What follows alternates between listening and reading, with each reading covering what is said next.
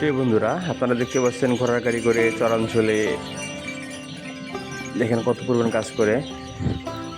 শুধু বর্তমানে চরাঞ্চলে দেখা যায় নদী, যেসব এলাকায় নদীমাতৃক আসলে গাড়ি চলাচল বড় কষ্টের, সেসব অঞ্চলে শুধুমাত্র ঘোড়ার গাড়ি দেখা যায়। দেখেন ঘোড়ার গাড়ি কত সুন্দর করে বস্তা পরিবহন করতেছে। আসলে ঘোড়ার গাড়িকে সবসময় কঠিন পরিশ্রম করতে হয়। দেখেন মানে কত পরিশ্রম করে, কত কষ্ট করে ইয়ে করতেছে।